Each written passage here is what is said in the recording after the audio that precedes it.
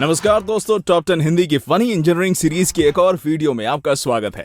ये वीडियो भी हमारी funny answer sheets, idiots at work, most stupid people series की वीडियोस की तरह ही काफी ज्यादा इंटरेस्टिंग होने वाली है, क्योंकि इसमें हम आपको कारीगरी के कुछ ऐसे नमूने दिखाने वाले जिन्हें देखकर निश्चित ही आपकी हंसी छूट जाएगी।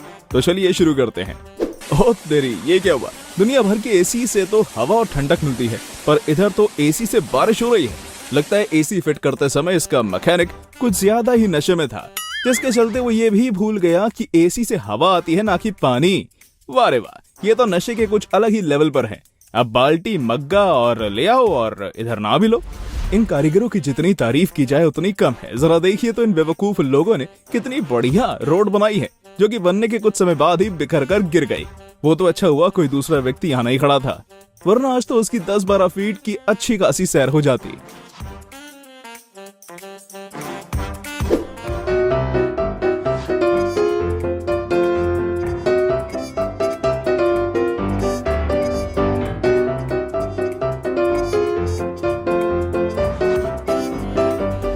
अरे भाई, इन कारीगरों और मैकेनिक को कोई ढंग से काम करना सिखाओ, वरना ये तो लोगों का नहाना हल्का होना भी मुश्किल कर देंगे, जैसे कि इस प्लम्बर ने कर दिया है। इसने नल लगाने की जगह तो छोड़ी, पर नल का पॉइंट दीवार से इतना पास लगा दिया कि नल की फिटिंग करें तो करें कैसे। लगता है जब भगवान बुद्धि बांट रहे थे तब ये लोग आखिर में खड़े होकर गप्पे लड़ा रहे थे। तारीफ करूं क्या उसकी जिसने इस प्लम्बर को पढ़ाया। भाई, इसकी ये सब हरकतें देखकर इसको पढ़ाने वाला इसी पानी की टंकी में डुबकी लगाना चाहेगा। पता नहीं ये प्लम्बर कौन से नशे में था जो ये आधा काम करके ही चलता बना। अब तो इस इलाके में अगर किसी के बीच लड़ाई हुई तो वो गुस्से में पाइप निकालकर दूसरे के घर में पानी की सप्लाई भी बंद कर सकता है। अब तो पता नहीं इस नशेड़े प्लम्बर के चक्कर में कितने घरों में पानी आना बंद हो जाएगा। क्यों दोस्तों, आपको भी अपने घर के बाहर ऐसा ही स्विमिंग पूल चाहिए? मतलब गजब के बेवकूफ लोग हैं। भाई साहब से एक अच्छी बालकनी बनाने के लिए बोला था, पर इन अकल के दुश्मनों ने तो बालकनी के साथ स्विमिंग पूल भी बना दिया। वाह रे खाली बुद्धि। अब तो इस घर में रहने वालों के पास दो रास्ते हैं, या तो घर पर ही रहें या फिर दरवाजा खोलकर अपने घर को भी स्विमिंग पूल बना लें। लगता है प्लम्बर खुद कंफ्यूज था कि टैप लगाना है या शावर। कारीगर ने वॉश बेसिन तो छोटा सा लगाया, पर उस पर नल इतना बड़ा फिट कर दिया कि अब इस बाथरूम को यूज करने वाले लोग इस टैप से हाथ धोने के साथ साथ इसके नीचे बैठकर नहा भी सकते हैं। इसे कहते हैं एक तीर से दो निशाने लगाना। ऐसे मैकेनिक तो अपनी बुद्धि घर पर ही रखकर आते हैं। भाई साहब को बुलाया तो था स्टेयर्स पर ड्रिल करने, पर इन्होंने तो स्टेयर्स के नीचे से जा रही पाइपलाइन में ही छेद कर दिया और स्टेयर्स को शावर बना दिया। अब नीचे आते जाते समय हर कोई नहाते हुए जाएगा। भाई, ऐसे अकल के दुश्मनों से काम कराना खतरे से खाली नहीं है। मुझे तो ये समझ नहीं आ रहा कि ये वॉशरूम कंगारू के लिए है, इंसानों के लिए? क्योंकि सिर्फ कंगारू ही हैं जो कि फ्लश करने के लिए इतने ऊपर पहुंच सकते हैं।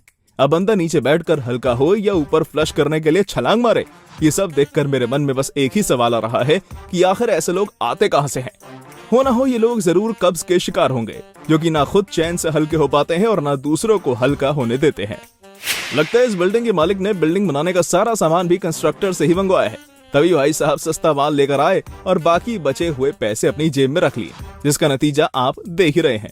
इस लटके हुए लेंटर को देखकर तो साफ समझ आ रहा है कि इस कॉन्ट्रैक्टर ने सीमेंट कंक्रीट मंगवाया नहीं है, बल्कि इसे कहीं रोड पर रिजेक्ट किया हुआ माल मिल गया।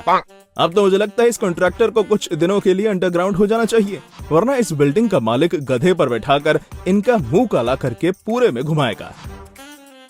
पता नहीं ये इंजीनियर घर का नक्शा बनाते समय कौन से सस्ते नशे करके आया था, जिस वजह से इसने दरवाजे को नीचे लगाने की वजह ऊपर लगा दिया। और लगता है दरवाजा फिट करने वाला कारीगर भी इस इंजीनियर के साथ नशा करके आया था, तभी उसने भी बिना सोचे समझे ही दरवाजा फिट कर दिया। ओ भाई, ये कारीगर सिर्फ बेअकल नहीं बल्कि जानलेवा भी है। मुझे तो समझ नहीं आ रहा कि यह कारीगर है मर्डरर, क्योंकि इन भाई साहब ने ये दीवार इतनी पतली और कमजोर बनाई है जैसे इसे बनाने में इन्हें अपनी जेब से पैसे देने हो। ये दीवार इतनी पतली है कि अगर अपन इसका सहारा लेकर बैठ भी गए तो दीवार तो टूटेगी ही, लेकिन उसके साथ साथ हमारा सर भी फूट जाएगा।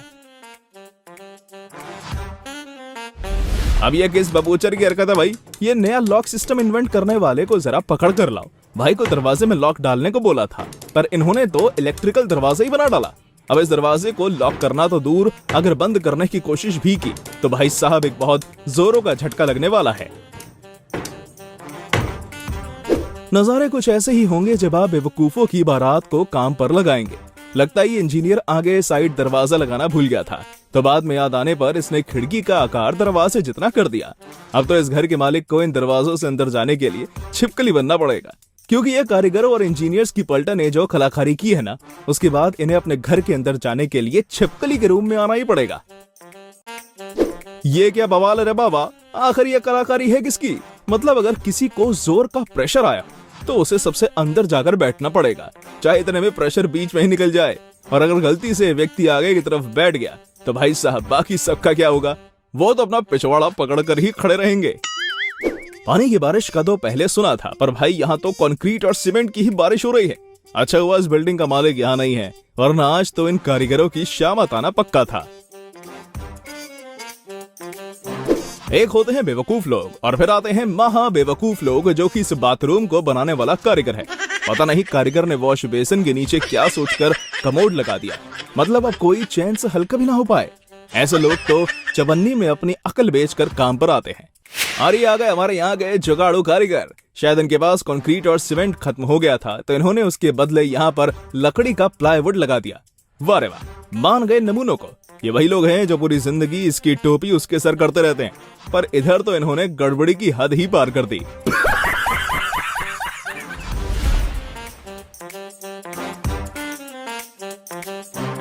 मुझे तो समझ नहीं आ रहा कि आखिर इस बेवकूफी का इल्जाम किस पर डाला जाए, इसको बनवाने वाले मालिक पर या इसे बनाने वाले कारीगरों पर। दोस्तों, जब सारे बेवकूफों की पलटन साथ में आती है तो नजारे कुछ ऐसे ही देखने को मिलते हैं। शायद ये भाई साहब अपनी बीवी से परेशान होकर अंडरग्राउंड होना चाहते थे, तभी इन्होंने कुछ अपने ही जैसे बेवकूफ कारीगर ढूंढकर बारिश के मौसम में काम पे लगा दिया।